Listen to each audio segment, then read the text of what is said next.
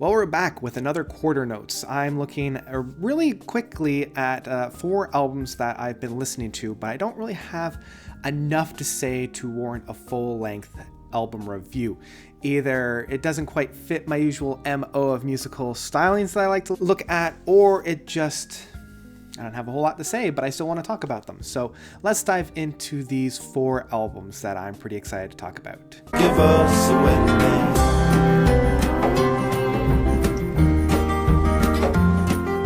So first up is an album that came out about 10 years ago. I've been really loving Lindsay Ellis's music-splaining, and one of the albums that they covered, or one of the musicals that they covered, was Hadestown, and they said that in Hadestown it came about through a concept album. And when I heard about that, I was just like, ooh, I have to find that original concept album. So I've been listening to Hadestown from Anais Mitchell, and I think that's how you pronounce their first name, and I've been really digging this. It's more of an acoustic album. It's softer, but it has a lot of these hard-hitting and heavy and deep moments on it.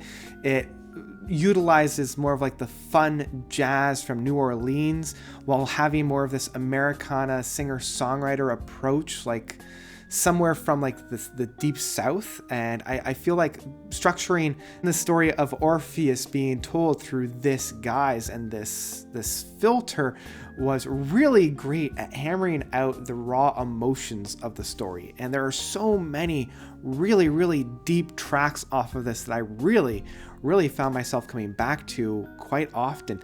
Why Do We Build the Wall obviously being a huge one, and the fact that this album came out in 2010 and being so relevant now is really a testament to the art. Obviously, I love the narrative framing of epics part 1 and 2. I really love that la da da da da da da, that theme that comes like almost a call and answer. And obviously, When Doubt Comes In is such a gripping and hard-hitting track that I'm just like,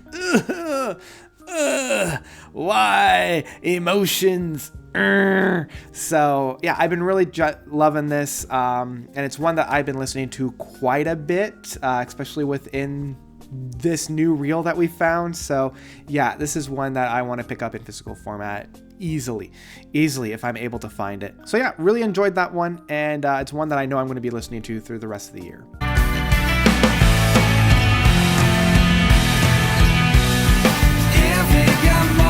Technature by Vulkan. So this was an album that people have been recommending to me, saying that I really need to listen to, and I've given it a number of spins, and I've really been digging it. I love how hard-hitting it is, how in your face it is, how technical and how juicy it is. It's a little bit on the long side at being over an hour. A lot of these songs do start to blend together, and there's no real distinction between some of them. And I do enjoy when songs go from one to the other and bleed through, but without any real personality behind any of those tracks, it just kind of meh. But some of the tracks do kind of come to the forefront. I mean, kind of the track that ends the album of the Royal Fallacy, I do enjoy. I think there's some really tasty licks on there, as well as this visual hex. I love the power, the drive. I love how it's never over the top metal, but it's always crunchy. It's always thick. You know, it's like a really nice, thick, crunchy peanut butter in that sense. And luckily, those are the starting tracks and close to the ending tracks, and they're the 2 longer tracks. But some of the tracks in the middle do get lost within the fold, and I think that that's a little bit of a disservice to the album's enjoyment overall. I think if they had shaved off about maybe almost a half hour worth of music, nothing would have really been lost within the overall enjoyment that I would have had. In fact, it probably would have elevated. But what we have is over an hour's worth of still pretty good, newer progressive rock metal. And yeah, it's one that I'm still kind of digesting, still getting into, but it's not one that I would choose to listen to if it wasn't suggested to me. There wasn't enough for me to get back to. So again, this is one that I would probably just stream. I wouldn't want to invest too much into it. It's still a good time, and if you're into this style of like progressive metal that's a little bit more crunchy than just your average run-of-the-mill, then check it out, but there's not enough to run home about if this isn't quite your style. So yeah, there you go.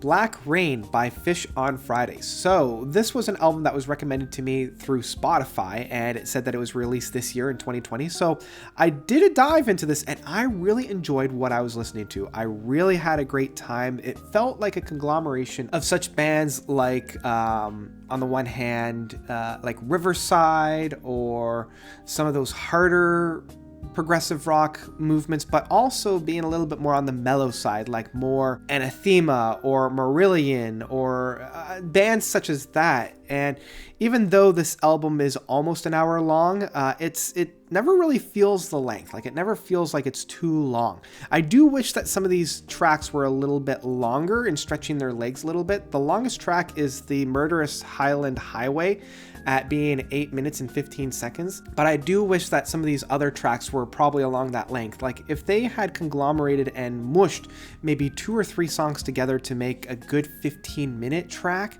it would have really provided a great experience within their musical styles that lends very well to the music that's being presented here.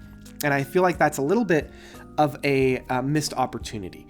But I still really found myself coming back to this album, and it's one that I would put on when I needed something a little bit more on the mellow side, a little bit more on the subdued side, when I needed to kind of drift off to sleep or concentrate on something else. This feels very much like later Riverside, like The Wasteland or The New Generation, something along those lines, while incorporating some really rich harmonies and really rich melodies in that sense as well. And overall, this was one that I would most likely download. Like, I would have no problem downloading it and putting it onto my computer. I felt like this was a really fun album that, again, I did feel myself coming back to more often than just your average album that I wanted to review. So yeah, it was a good time. I would recommend checking it out. My feet lifted off the pavement. All right, Feel Better by Thomas Giles. This was one that I was really looking forward to. It's an EP by the frontman, lead singer, and partial lead songwriter for Between the Buried and Me. And I honestly had no idea what to expect with this album. It's an EP. There's only 3 songs on it. It amounts to about 13 and a half minutes. And it is a lot of fun. It was, on the one hand, nothing like I had expected, but also I'm not surprised that this is the style of music that we're getting. It feels very much like the softer and somber moments from Coma Eclectic. The cap off of this album, the one that really kind of puts the nail to the coffin with this in a very, very good way. I'm just using that for Between the Buried and Me. It feels very much like when a artist from a big band, especially the lead singer, goes off on their own to produce this quieter, subtle, complex album. And the one that comes to mind is like Tom York from Radiohead, where he went off and did Eraser. That feels very, very similar in this sense. It's much more subdued, it's a lot more somber, it's a lot more personal than anything that I've heard from Between the Buried and Me. And it's very, very well done. Like, the production quality, the songwriting ship, it's very juicy. And even though it's somber and lighthearted, there's a lot of juice and a lot of pulp to it. I love the last track of Better as being this almost synthwave play out, something from like Depeche Mode or Aphex Twin or something along those lines, where it's very synth oriented and the synthwave sound without being overly poppy, overly polished. It's very raw in that sense. And I do love the smaller moments from the first 2 tracks of Faded Out and Never Enough. At no point does it feel melodramatic. At no point does it feel over the top or overblown. It's exactly what we needed. And I really, really wish that Thomas will do a full-length album and that this is just the beginning samples, almost like with the Parallax, where we have Parallax 1 and then Parallax Part 2. So I really hope that Feel Better has a lead like a full-length album on the wings. I'm not quite sure if it will, but I really hope that they do. So yeah, this is one that I 100% recommend. This is one that I would definitely pick up in physical format. I really, really enjoyed this one. And the only thing that is a knock against it is that it is short. And that just comes for an EP. Like there's only so much you can do with an EP. And unlike some EPs that are like a half hour long, which is essentially a full-length album, this one does feel like an EP.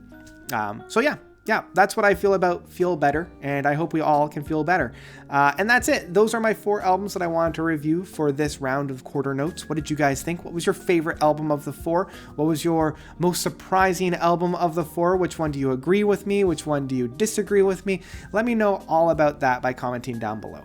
Thank you guys so much for watching. As always, you guys are definitely the best. And until next time, Notes out.